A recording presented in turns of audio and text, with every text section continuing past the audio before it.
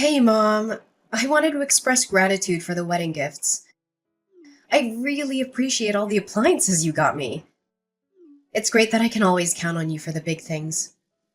Oh, absolutely, sweetheart. Congratulations on your upcoming wedding. I only wish I could do more for you. But honestly, it's been my pleasure. There's no need for you to thank me separately like this. After all, I am your mother. Well, thank you. But, you're not technically my biological mom. Wait, what? What do you mean, dear? Oh, come on. No need to play coy. You're not my biological mother. But I wanted you to know that I'm so grateful for everything you've done for me. Uh, Wait. Hold on a second. What are you trying to say here, Eleanor? Did you actually think I didn't know? You thought I believed you were my birth mother all these years? What on earth are you talking about? I am your mother, Eleanor. Seriously, no need to play innocent. Just because you've raised me for 28 years doesn't mean you're biologically related to me. It's not like feeding me, dressing me, teaching me things over the past 3 decades made my genes suddenly yours. It's not like all the care and love you've given me somehow changed me to be your own daughter. Hold up, Eleanor. What's going on? Why are you saying this? Don't try to act clueless. Stop saying what? It makes you sound stupid. Raising me and pretending to be my biological mother all this time? It's not fair to my real mother, you know. Can you even imagine how she must have felt after losing her baby to someone else? Eleanor, I am genuinely confused. Where is all of this coming from? What have you heard? I can't believe you're spewing out these awful, hurtful things at me. Are you even thinking about what you're saying? Hurtful? Seriously? What about you essentially taking someone else's baby? You don't get to accuse me of being hurtful. Eleanor Barnes! Oh, so you're the hurtful one now. What about you stealing a newborn from a real mother? If it weren't for you, my real mom could have married Daddy, and the three of us could have been a real, true family. If it weren't for you, I would never have had to grow up with a fake mom. My poor birth mother had to go on living her life with her heart broken into a million pieces, and I ended up living this humiliating pretend life, all because of you. Eleanor, you were completely misinformed. I didn't steal you as a baby. You're suggesting something illegal and horrible. Your birth mother actually handed you over to me, willingly. She said she wasn't going to raise a child as a single mother. She made a deal that she would disappear from your life as long as I raised you. Then, your poor birth mother even demanded money in exchange for you, like I asked to take you away from her. I offered, of course, but who does that? It was like she was selling you to me. Giving her some money was the least you could do after that. She gave you her baby, for God's sake. Have you been sore about the donation all these years? Have you been keeping a score or something? That's really trashy. And you wouldn't even have taken me so eagerly if you weren't barren yourself, would you? So don't give me any of that, oh, I raised you with my heart crap, because you didn't do it for me. You did it for yourself. And you did it to satisfy your own selfish greed of being a mom and a wife. To fulfill your ideal of a perfect family. You probably pretended your butt off so you could appeal how perfect a mom and wife you are to Daddy. Sweetheart, I never once thought of you as anything other than my own daughter. I cherished you as a precious gift. I spent the past 28 years being thankful and showing that through raising you. I'm so proud of the woman you've become. I understand that the wedding planning can be stressful, but let's not let it get between us. Huh. Always riding that high horse, Paisley, huh? Just take a moment to step down and try to understand how my real mother must have felt. Step out of that fake, cheerful facade of being my mom and see the reality the rest of us have experienced. Do you even have an ounce of decency? I'm not your daughter anymore. I won't play along with your charades or any other fake roles you want me to take on. So save yourself the trouble and don't bother showing up at my wedding or sending emails. Just stay out of my life. I'm cutting ties with you. I'm moving forward into a new chapter, and I'd prefer if you weren't part of it. Got it? Eleanor, how long have you known that I'm not your biological mother? And who told you? Well, now you're asking. Daddy spilled the beans about 3 years ago. Yeah, around the time I met Miles. We all used to hang out together. Daddy, my real mom, Miles and I. Dinners, shopping trips, you name it. You genuinely had no clue? What? Are you serious? I can't believe your father would do that. Well, serves you right for thinking you could tie Daddy down by having a baby. Any baby, that is. We all know you wanted nothing but to use me as a bargaining chip to keep Daddy for yourself and provide for you. Did you really think building your happiness on other people's sadness wouldn't have its consequences? As I already said, I did not steal you away from your birth mother. Eleanor, you have to believe me. And I provided for myself as much as your father did. I didn't have to depend on him entirely. Yes, I am unable to have children of my own, but that is not at all the reason I raised you like you were. Your birth mother, she threatened to discard you at some orphanage like a piece of garbage if I didn't take you.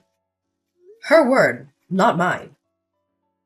And to my eternal shame, I did think about letting her do what she said.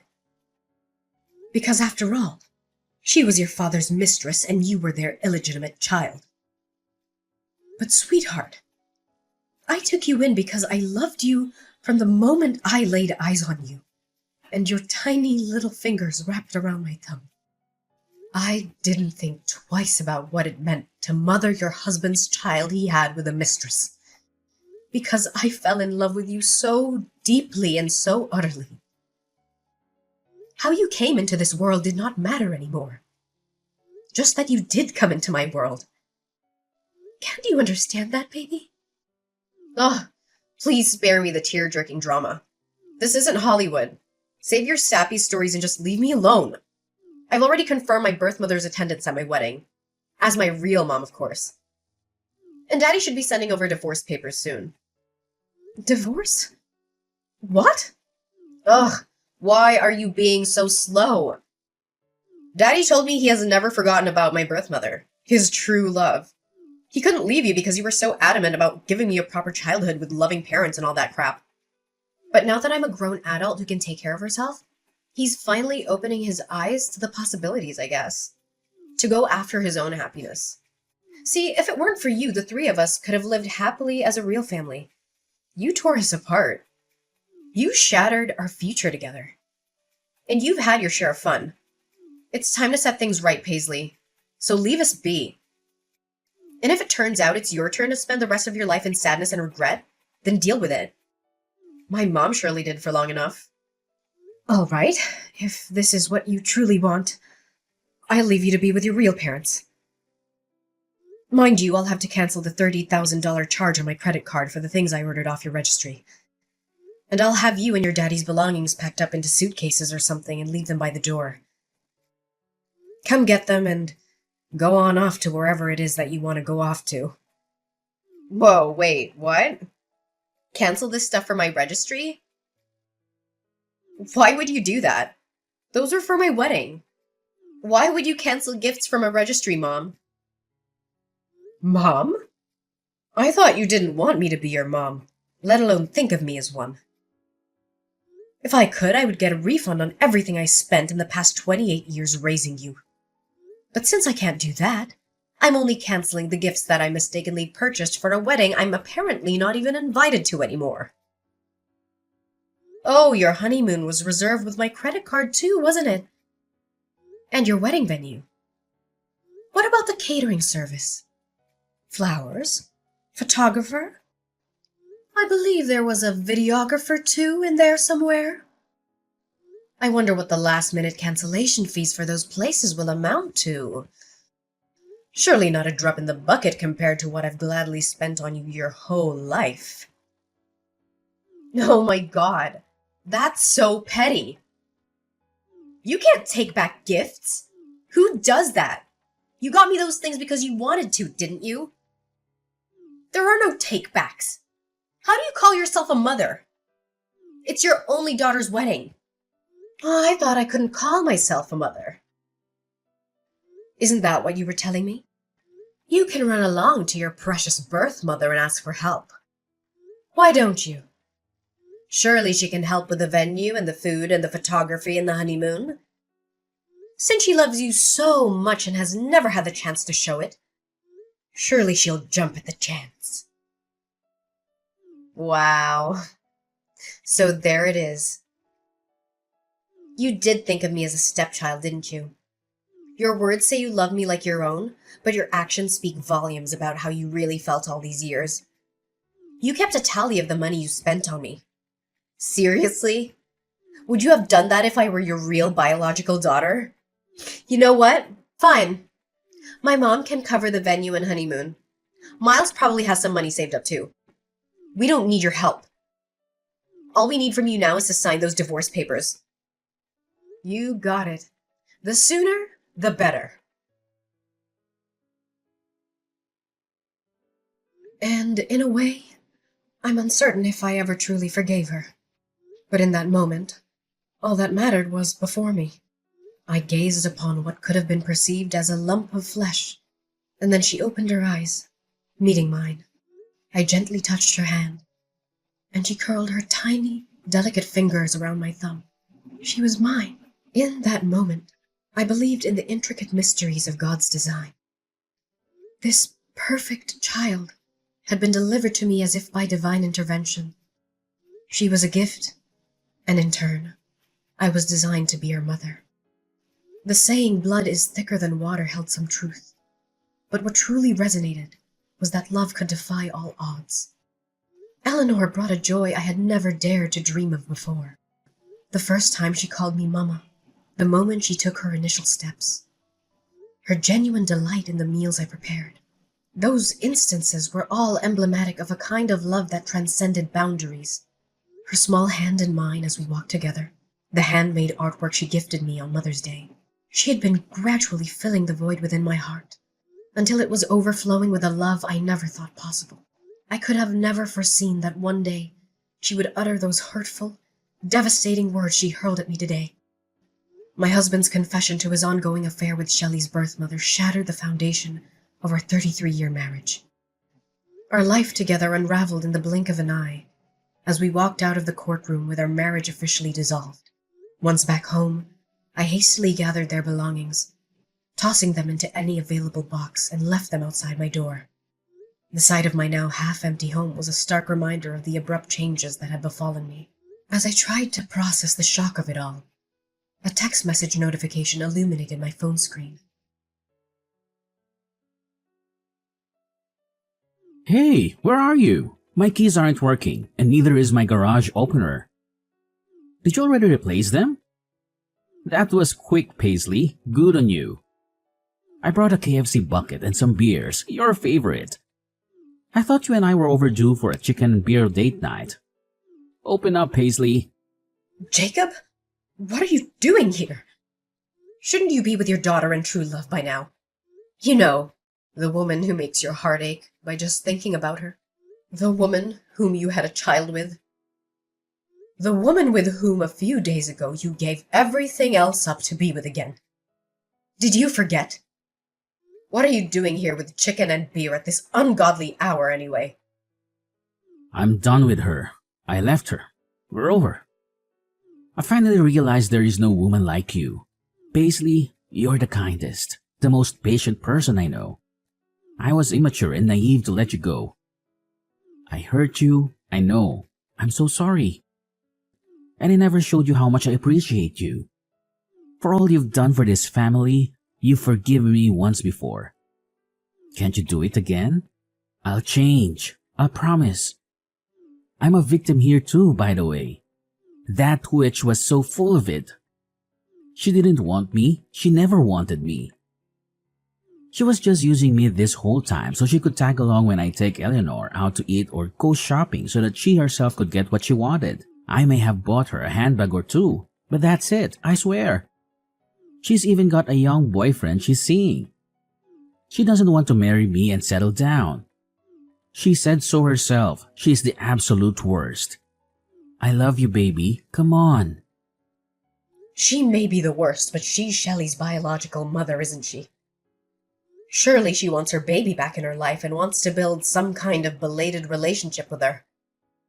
I heard she was attending the wedding, and everything as mother of the bride. The optics aren't bad right now, Jacob. The optics? Yes, but it's not that simple, Paisley. She was only going to attend the wedding so she could sift through the wedding gifts and see what she could claim for herself. You know, she demanded to be paid to come to her daughter's wedding. I had to wire her $10,000 2 weeks ago.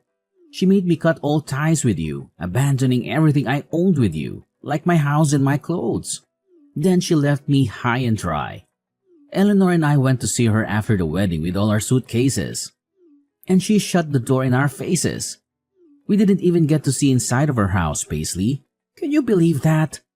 What mother does that to her own daughter? Me? I understand. But her daughter? Are you going to sit and take this for our Eleanor? She's heartbroken right now. Oh, say something, Paisley. Eleanor made it abundantly clear that I am not her mother, nor does she consider me her mother. In one single conversation, she took away all my hard work and dedication as her mother and basically erased me from her world. I realize now that trying to hold on to her was like holding onto a fistful of sand.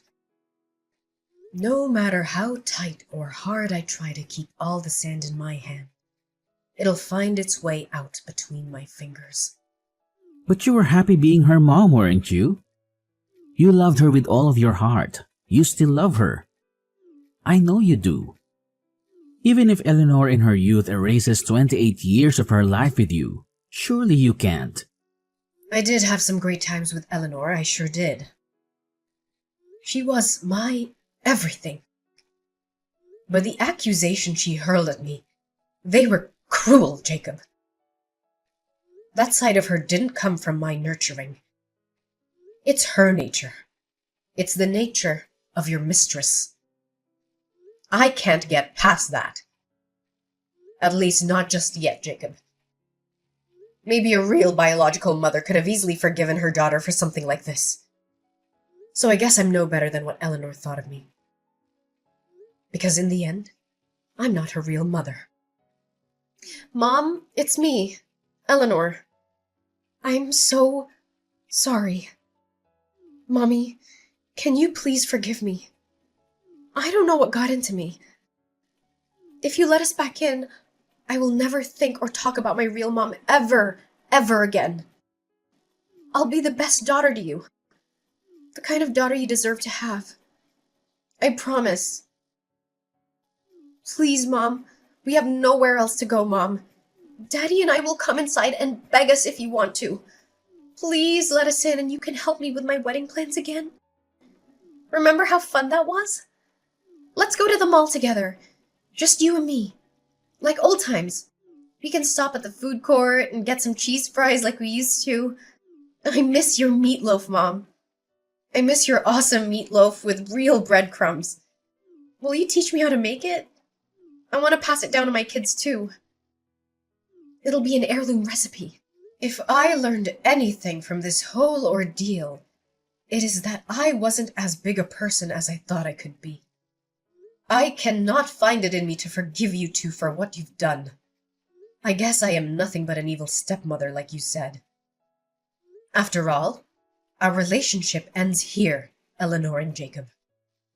Thank you for the many happy memories you've allowed me the past 28 years, Eleanor. Whether they were real for you or not, I will cherish them forever. Because they were real to me. I will try to keep only the happy memories of you. But now it's time for you to leave me and never come back. Don't make this any messier for us.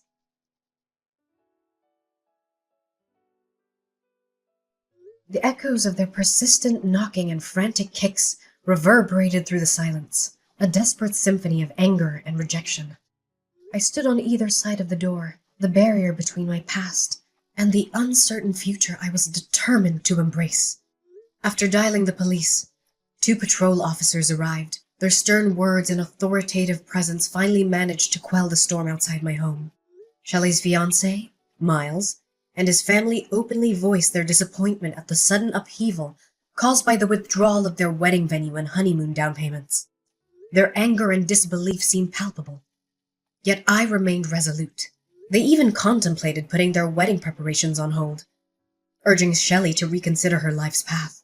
And in the blink of an eye, Miles made a decision that sent shockwaves through their relationship. He ended things with Shelley, just days before their intended wedding date. Amidst the chaos, Shelley bombarded me with messages and calls, hurling curses my way and placing the blame squarely on my shoulders.